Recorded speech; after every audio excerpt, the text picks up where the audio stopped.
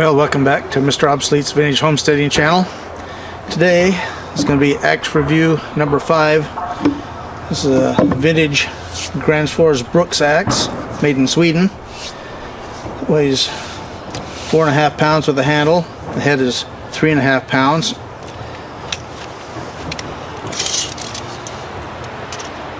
Eye is 1 inch across,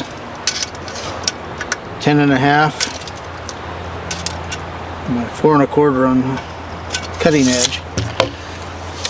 I didn't think it was possible to outdo my Collins in chopping ability, but this is the best cutting axe I've ever used.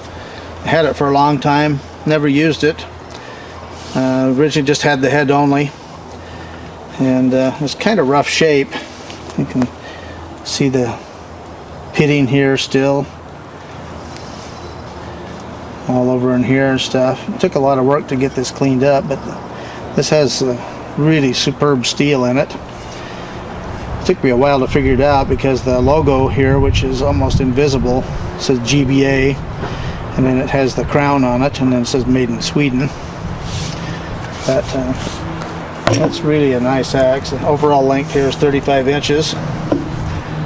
So what we're going to be doing, we're going to do some wood splitting with it here shortly. But since I'm out of rounds, I've got to go over and cut some up, so we'll get a little chainsaw work in there too today. So we'll be back after a while. Well, we're ready to cut the tree up here. I had a couple of questions on what the difference, why a ProMax 650 McCulloch makes 30% more power than a ProMax 610. They're the same displacement, everything's the same on them except for the cylinder porting. And this is a motorcycle cylinder, but it's 2 cycles, same thing. This is the exhaust port, lets the exhaust fumes out. This is the intake port. Air gas mixture comes in and through these transfer ports. So what they did on the 650 over the 610 is they enlarged the opening on the exhaust and down on the inside of the cylinder, which you probably can't see, but there's some little ports in here, and so they added an extra intake port so more fuel and air mixture could come in. So that's the difference. So the saw's warmed up, so we'll get a couple of cuts in, and when we get close to doing the end cut, we'll come back.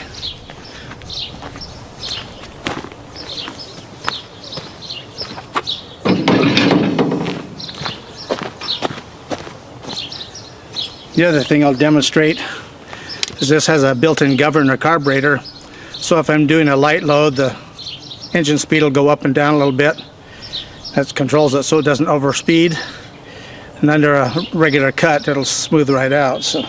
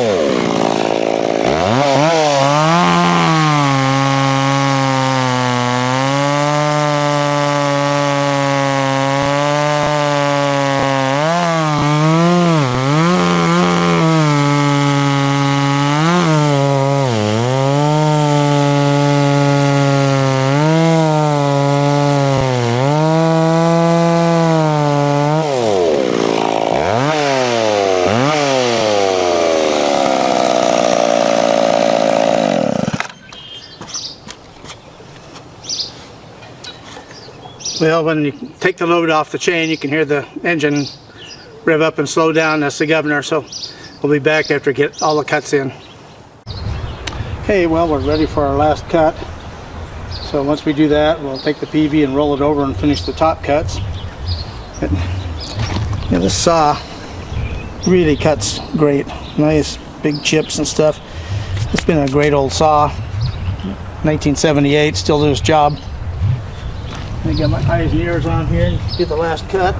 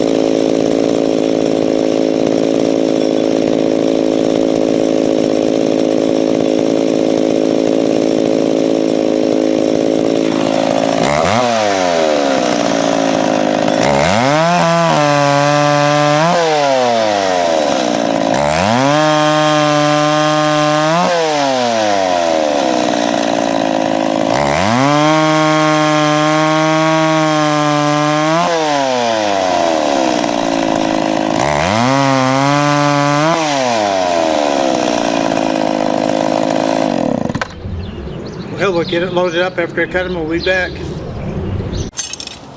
Okay, well, we're ready to load up, so we're using our handy dandy handler here.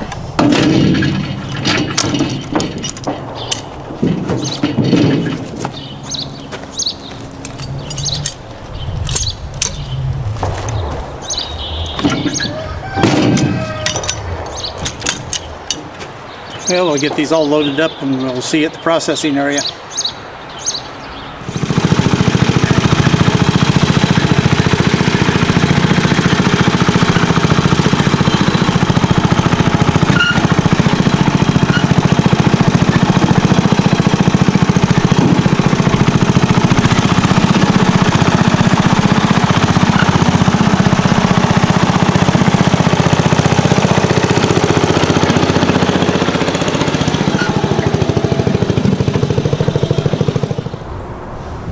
Okay, well, we're ready to split these rounds.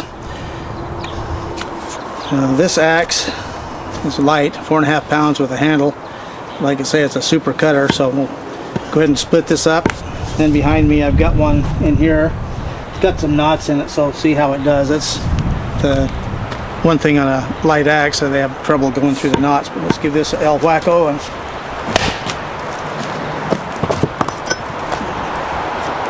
split all the way through.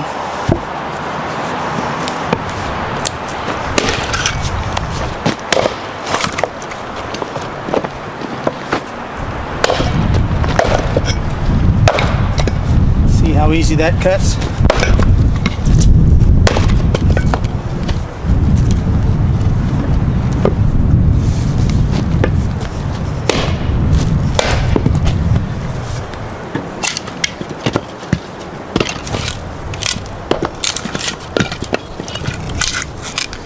Really easy to process wood with this.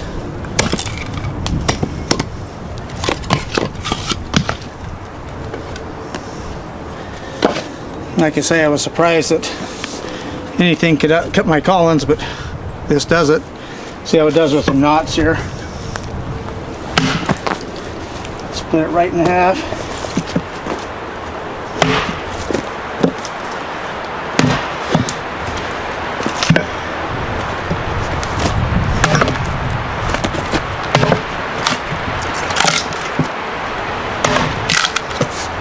And again, really does the job. We'll be back in a minute. Okay, well, what we want to do is cut some chips and see how this does cutting, like if we were chopping it in half. So let's see what happens here.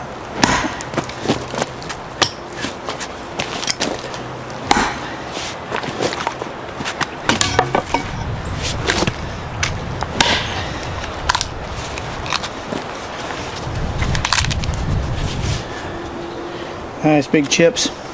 This wood's fairly dry, so it takes more effort, but anyway, so far out of the axes that I have, this is the best cutter. Splits great, slices superb. A1 at a scale out of 1 to 10, it's 10.5. We'll be back to history in a minute here. Well, we're back, and what we're going to do is give the history on the Gransfors Bruks axes. And get my notes here. Okay, Gransfors is actually a location, and Bruks means works, so Gransfors Bruks. Made size from 1868 to 1902. 1902 on, they made axes. They were a small company, and there were a lot of competition at the time, but from 1902 to 1908 there was only 10 workers. In 1917 they bought a new forging press, and it's still in operation today. They bought a newer one to replace it, and it wouldn't work, so they're still using the old one. 1920 was a bad time. They only had 2 workers. In the early 20s they started exporting. The business expanded till the Great Depression. And sales after the mid-30s picked up again, with exports to the USA, Argentina, and Colombia the main buyers. Things were good until 1952 was their 50th anniversary. They sold 200,000 axes that year. Through the 60s, about the same amount. Late 60s business dropped off as axes became less in favor and chainsaws were coming in. In 1974 they had a good year, had 200,000 axes again, but 80% of it was export. After that, sales dropped off and continued to drop until 1985 when it went bankrupt. A new owner bought them in 1985 and added logging tools. In 1997 and 98 they introduced a whole new line of axes, the same ones they're producing today. So there you go. One last thing on this. That's good steel. We'll see you on the next video. Vintage is best, especially axes.